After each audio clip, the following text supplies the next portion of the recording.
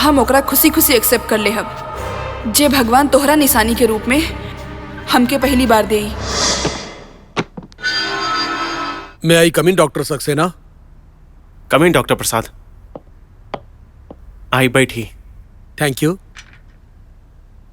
कहीं कैसे याद कहीं नहीं हमरा के?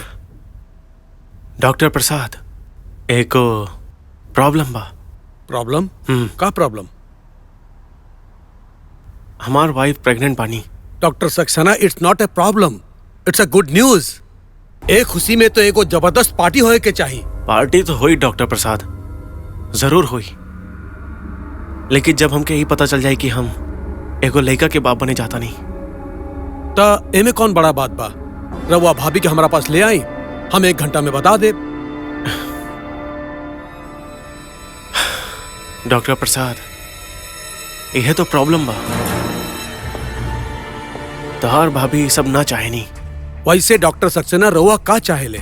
देखिए, हम तो कोनो भी सूरत में लड़का चाहे नहीं, लड़की में हमके इंटरेस्ट ना पा। वैसे ये काम भी मुश्किल नहीं खे। रवा उनके रूटीन चेकअप खातिर हमारा पास ले आई, हम देख ले और चुपके से रवा के बता दे। भाई ये काम भी आजकल बहुत जोर से चला था। ठीक बात डॉक्टर प्रसाद, हम शोभा के तैयार करता नहीं। रहुआ अपन गैनिक डिपार्टमेंट से बात कर ली। ओकर रवा चिंता मत करी, वो सब हम कर ले। डॉक्टर प्रसाद सिर्फ एगो बात के ध्यान रहे, शोभा की बात के पता ना चले के चाहिए। डॉक्टर सक्सेना, शोभा एक बार डॉक्टर की बीवी भी है, खुद डॉक्टर ना, और वो पहला बार माँ बनले बाड़ी। उनका के का मालूम कि रूटीन चेकअप में का चीज के इस्तेमाल होखेला। का ई का कहत बाड़ा तू?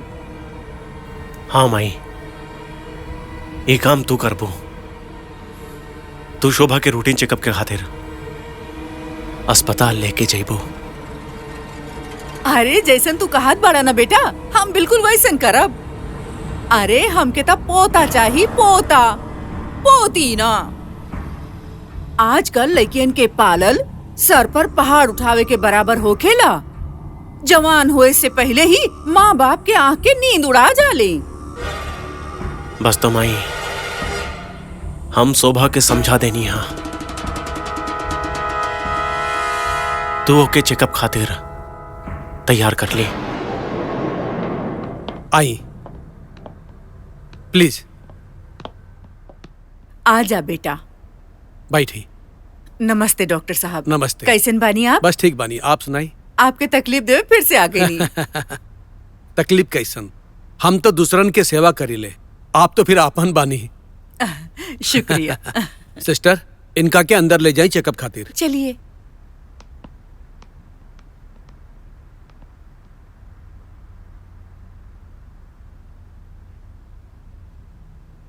Yes sister, wait. 72 doctor. BP 125/80। Heart beat 70।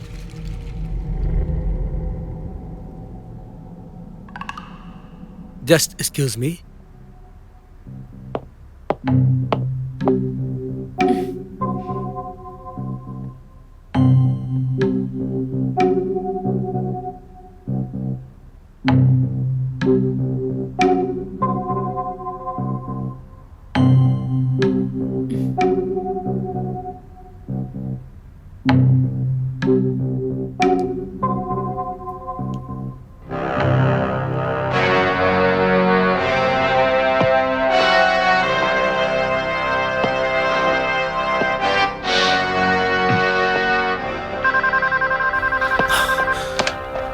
हाँ डॉक्टर प्रसाद।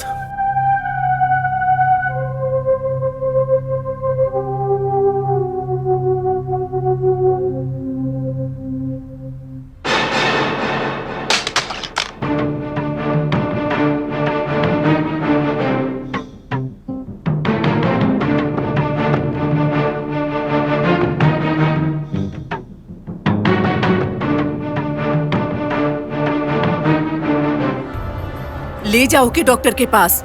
अब बोल दिया कि हमके बेटी ना चाहिए। लेकिन माई, ओ शोभा, का बात बा राजेंद्र? का हम समझी कि हम अपन बेटा गंवा देनी? अब वो हमार न रहल, अपन पत्नी के हो गई। बेटा हम तोके जन्म देनी हा, तू हमार बेटा हा, यही से ता तू बहू लाइला।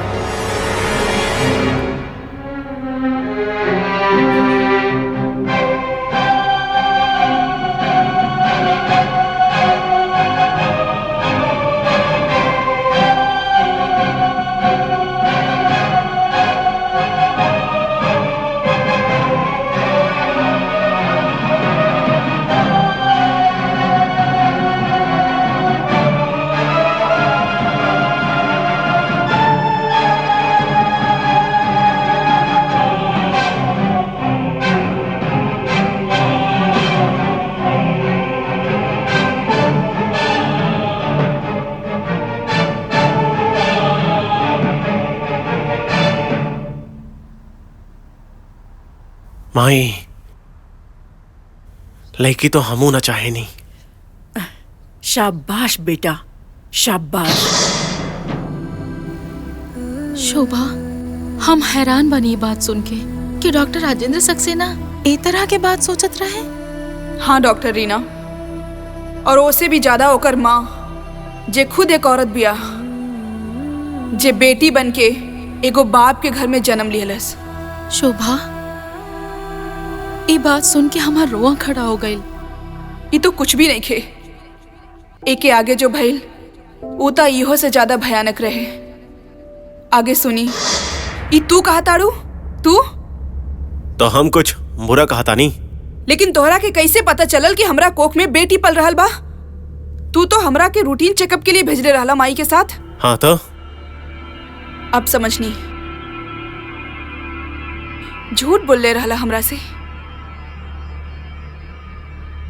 रूटीन चेकअप के बहाने तू हमरा से ही टेस्ट करवा लेला। विश्वासघात कैला तू हमरा संग राजेंद्र। शोभा, तू हमके गलत समझा ताड़ू। देखी, वो टेस्ट सिर्फ ई देख के खातिर रहेगी कि हमार आवे वाला बच्चा हेल्दी बा कि ना।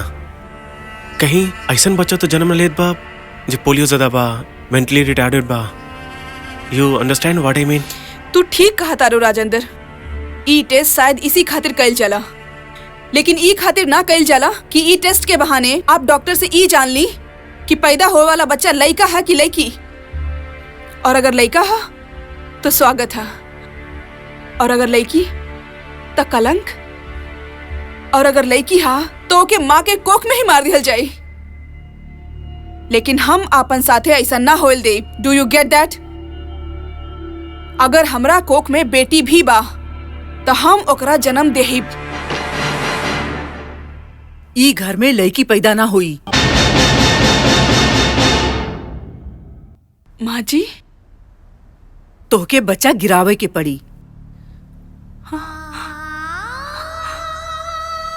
ये आप कहा था नहीं माँ जी? एगो औरत के खिलाफ बोला था। एगो बेटी, दूसर बेटी के दुनिया में आवे से रोकत बिया। तू पढ़ल लिखल लड़कियन के साथ यही मुसीबत होला। तोहरा खातिर बच्चा सिर्फ एगो बच्चा बा। हाँ माँ जी, बच्चा तो सिर्फ बच्चा ही होला ना। का फर्क पड़ेला कि वो लड़का हा कि लड़की? दुनिया में ऐसा कौन सा काम बा जो एगो लड़का कर सकेला, लड़की ना? आप हमके बताइए, ऐसा कौन सा फील्ड है, कौन सा प्रोफेशन है जेमा एगो लड़की लड़का से पीछे है? बताई। देखा शोभा, हम तोरा से बहस नहीं कैल चाहत। तोके हमार फैसला माने के ही पड़ी। पोती के आवे के मातम हम मना नहीं खे सकत। ऐसे अच्छा तो ई बा कि हम ई घर ही छोड़ के चल जाई।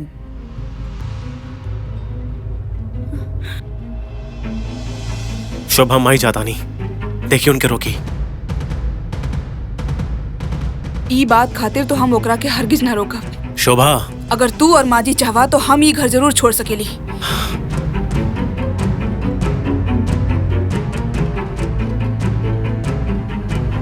ई तरह राजेंद्र के माई गुस्सा में घर छोड़कर चल गईली, मगर हम ठान लेनी कि हम आपन ई बच्ची के जरूर जन्म देब। राजेंद्र ना चाहत रहे कि बच्ची दुनिया में आवे, लेकिन वो हमरा जिद के आगे मजबूर रहे।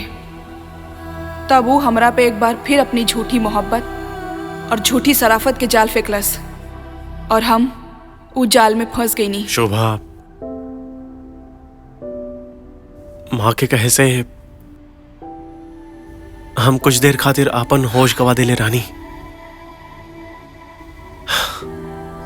लेकिन तो हर बात सच बा। लड़का हो या लड़की, आखिर है तो आपन औलाद। शोभा, हम हार गई नहीं, हम हार गई नहीं, तू जीत गई लो। अब उहे हो कि जे तू चाहबू। शोभा, हाँ शोभा, बात करी ना हमसे। तोहरा बात पे यकीन करे के जी ना करत। ए, कैसन बात करा ताड़ू तू? कैसन बात?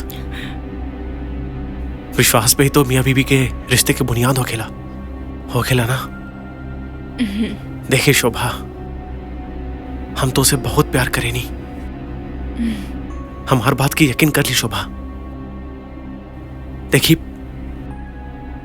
हम तोहरा के कोनो भी तरह हर्ट ना करे चाहिए, काहे कि तोहरा पेट में हमार निशानी पलत बा। अब हम भी वही चाहे नहीं जोन तू चाहे लू। शोभा, भूल जाई पुरानी बातन के, भूल जाई कि हमार जिंदगी में कोनो कड़वाहट आई रहे। अब तो माई भी ना, यही खातिर हम तोरा के अपन साथे अस्पताल लेके जाइब। अपन आवे वाले बच्चा के देखभाल खातिर चलबू ना? हाँ।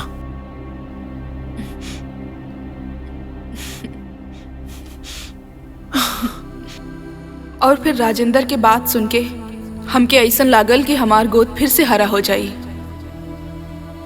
यही कसमकस में 7 महीना बीत गए। बहुत खुश रहनी हम कि 2 ही महीने बाद हमार बेटी दुनिया में आ जाई। मगर राजेंद्र के इरादा कुछ और रहे। वो हमके कोनो ऐसन दवाई देत रहे जैसे हमरा के एसिडिटी की शिकायत होत रहे।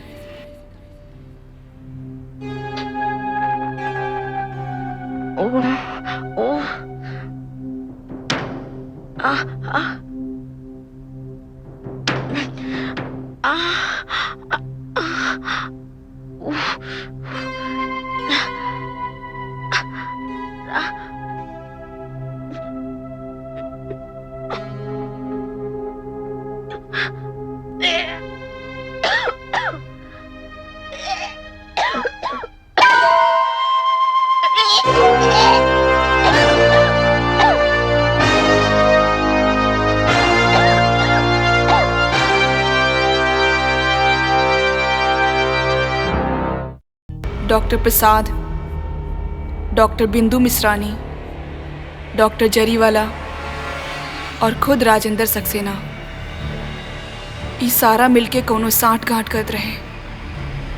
राजेंद्र तबो न चाहत रहे कि हमार बेटी दुनिया में आवे। ये लोग सब मिलके हमार इलाज करे खातिर हमका ऑपरेशन थिएटर पहुंचा दिलस। Doctor Jariwala. Yes doctor. General anaesthesia दा। जनरल जी, एनेस्थीसिया? आप हमके लोकल एनेस्थीसिया काहे नहीं दे रहे डॉक्टर? देखिए, बहुत जरूरी बा। अगर हम लोकल एनेस्थीसिया देब तो वो आपके खातिर और होखे वाला बच्चा के खातिर बहुत खतरनाक होई। ना ना, हमके ये ऑपरेशन करे के ही ना हा। हमके वापस ले चली। देखिए शोभा जी, रवा डरी मत, हमनी पर भरोसा करी। ना डॉक्टर, प्लीज आप पहले हमारे हस्बैंड के बुलाई। ई देखी, ई रहना आपके हस्बैंड। राजेंद्र, देखी ये लोग का कर रहल बा। रोकी नहीं नहीं। नहीं शोभा, तो फिर गलत समझे ताड़ू। ये लोग जौन कुछ भी करताड़े हमार कहे पे करताड़े। का मतलब? तू हम अपन साथ ये सब ना हो दे। हम जा रहल बानी। छोड़ी डॉक्टर। शोभा तो लेट जाई। चलाओ चलाओ चलाओ जल्दी। एनेस्थीसिया चलाओ। ना शोभा, ना एनेस्थीसिया लगाई। चुप रही मैडम। जल्दी से। पकड़ने नहीं इनको।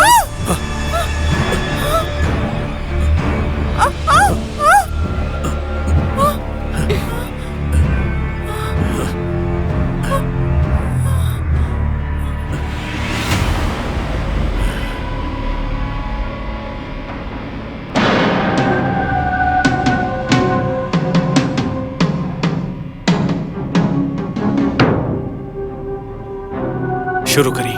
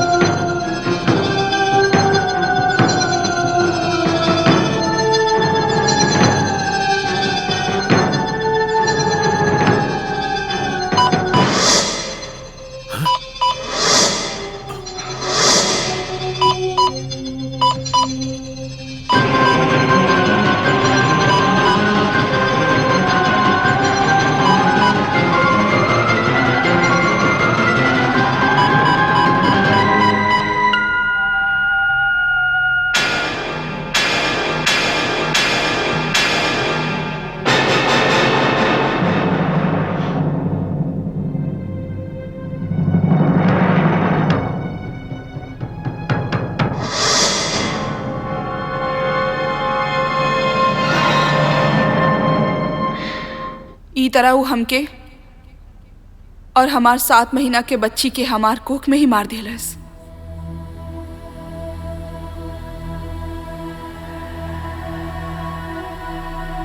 शोभा, हम सोच नहीं सकत रहने कि डॉक्टर राजेंद्र ऐसे निकली है। वो ऐसन कैले बारी ना, और अब वो उषा के बियाह के अपन घर लेके आवता।